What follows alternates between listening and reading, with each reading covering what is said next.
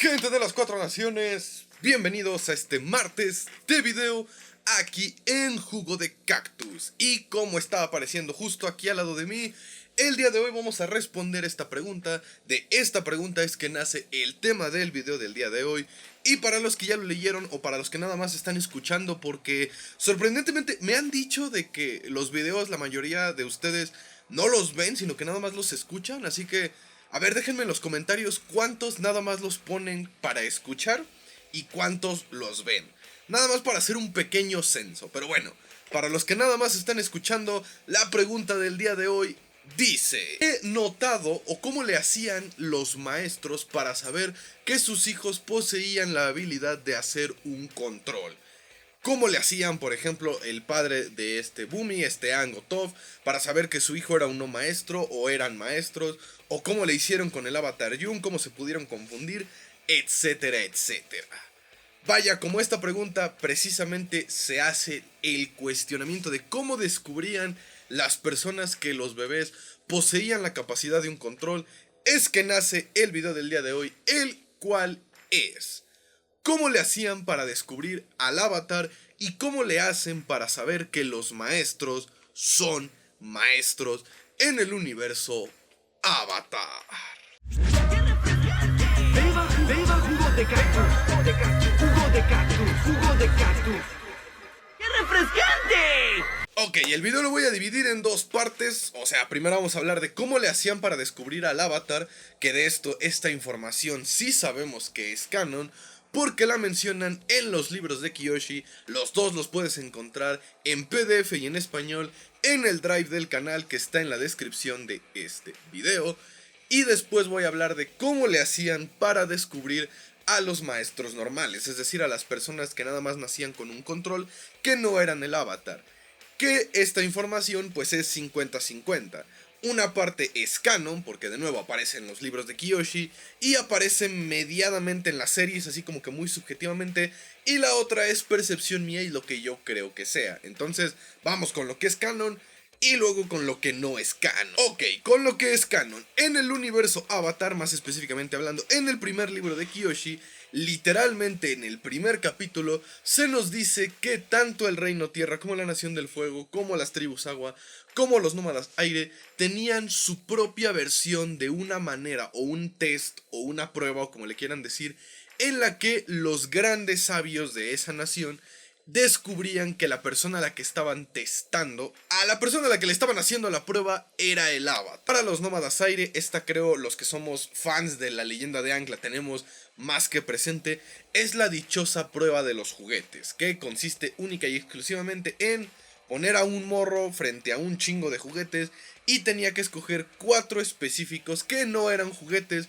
sino que más bien eran las famosísimas reliquias del avatar. Creo que ya hice un video específicamente hablando de esto. Si lo encuentro va a aparecer aquí arribita, y si no, pues la verdad es que no necesito indagar mucho en qué son las reliquias del avatar. Simple y sencillamente son objetos que pertenecieron a avatares anteriores y fueron guardados por los sabios de los templos aire. Con el Reino Tierra este está bastante interesante. Se hacía una especie de geomancia. No sé si se le diga así y no sé si esta es la definición correcta. Si hay algún experto en ese tema, siéntase libre de explicarlo en los comentarios.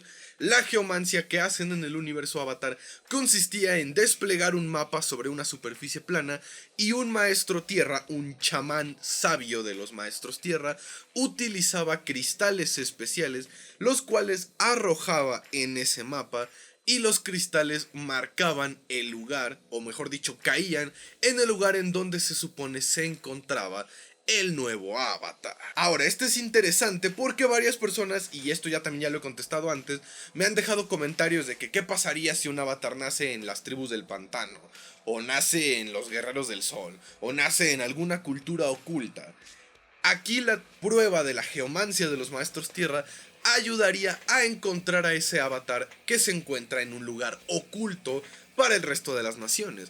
Porque de nuevo, esta prueba consiste precisamente en eso, en hacer una macumba medio rara, medio mística, que daba la ubicación más próxima a donde se supone se encontraba el avatar. Ahora bien, si bien este tema de la geomancia se podría creer es la más específica de todas las 4 pruebas que hacían las 4 naciones, la verdad es que esta es la más falible. Y de hecho, precisamente porque los maestros tierra utilizaron este truco de la geomancia para encontrar al avatar después de Kuruk, es que se tardaron 9 años en dar con él, que fue todo el desmadre que ocurrió entre ver si era Kyoshi o este pedo, y terminaron encontrando a Yun.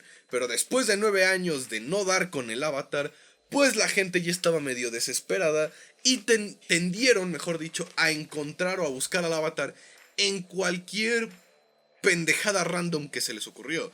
De hecho, si no han leído el libro de Kyoshi, la forma en la que supuestamente Shanzu dio con que Yun era el avatar es una pendejada, y lo estoy diciendo con el mayor respeto posible.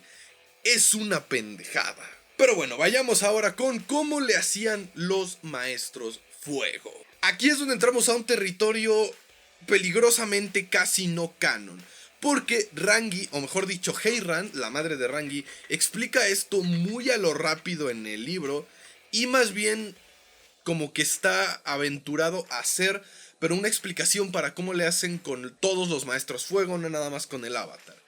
Pero si volvemos al pasado y hablamos o rescatamos un poco de la porquería de película que fue la de Shyamalan, aquí podemos ver otra complementación de esta prueba que hacía la Nación del Fuego.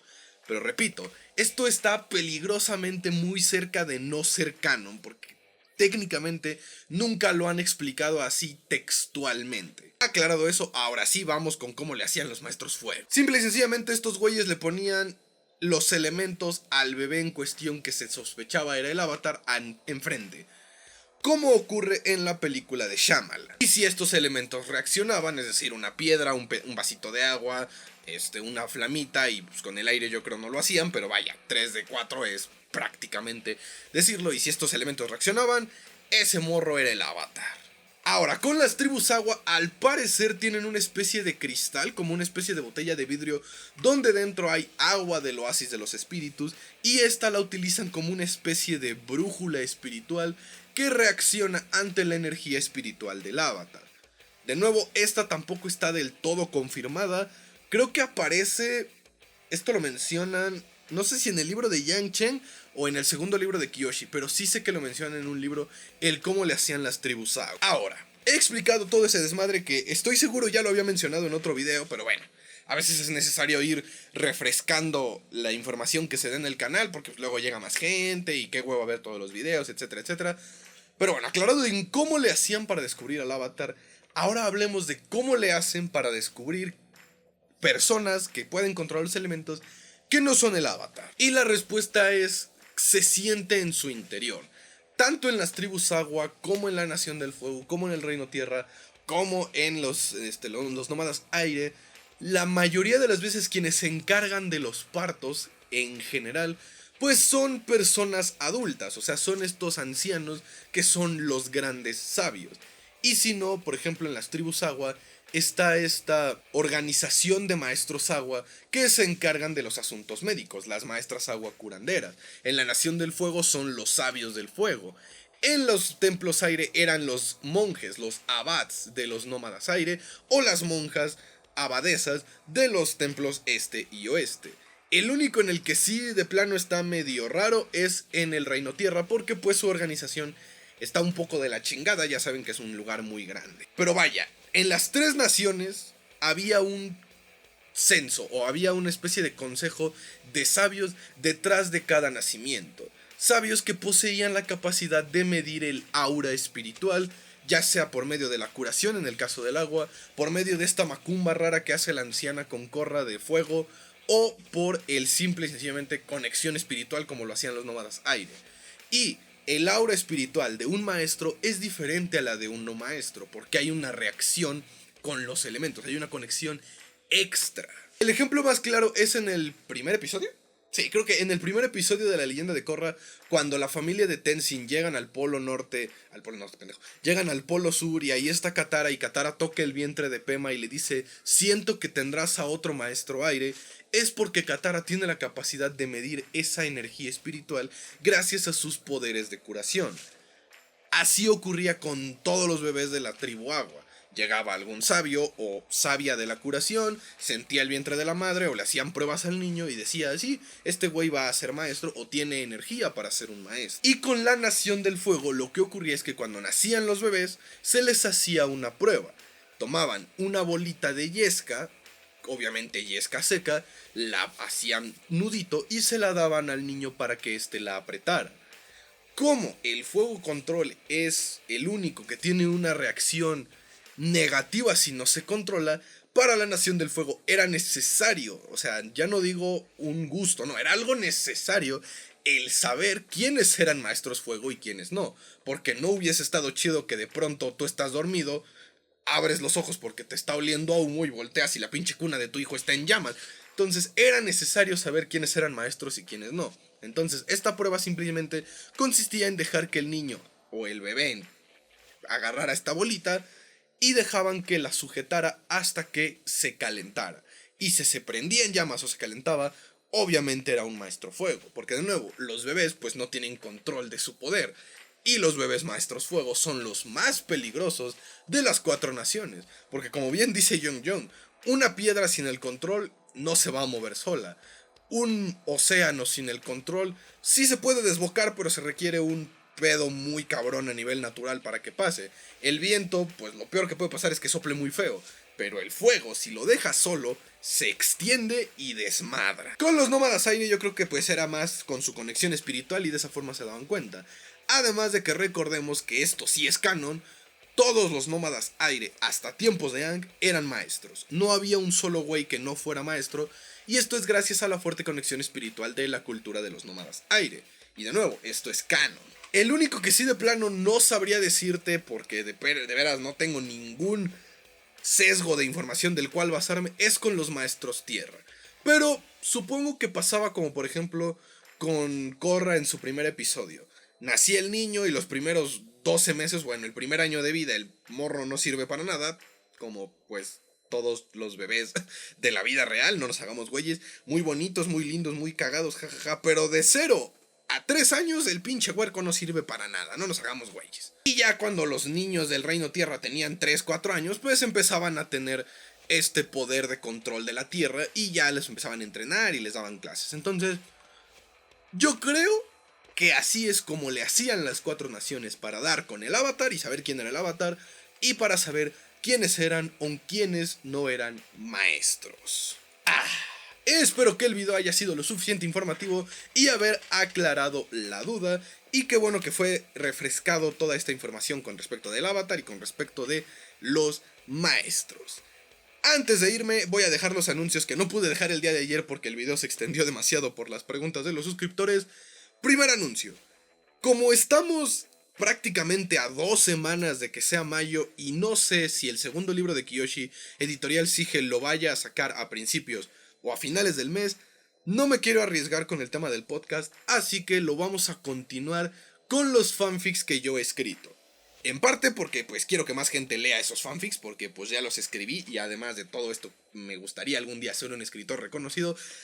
Así que ese es el 90% de mi decisión, pero el otro 10% es porque no quiero empezar con los cómics que requieren más edición y más trabajo para dejarlos a medias y seguir con el libro de Kyoshi. Entonces el fanfic, como son cortos, o bueno, el que ya está escrito, que es el de la caída del Loto Rojo, que está en mi Wattpad, en la descripción del video se los dejo, pues un fanfic más corto, pues puedo tomarme 2 domingos o 3 domingos en lo que termina abril y llegamos a mediados de mayo para darle lectura, y ya de esa forma sale el libro de Kyoshi y comenzamos con el libro de Kyoshi sin dejar a medias una historia de los cómics, porque por más que quiera, mínimo cada parte de las trilogías de los cómics me va a tomar 3, 4 domingos, porque de nuevo requiere edición, requiere trabajo, y no me gusta que, a pesar de que es un podcast, que se extienda por hora y media o casi 30 horas 40, para eso mejor ponte a ver mejor la serie o ver una película. O sea, yo digo que la duración del podcast está bien que dure unos 45, 50 minutos, ya más a mí se me hace excesivo. Entonces por eso este domingo va a ser el podcast leyendo el fanfic La caída del Loto Rojo.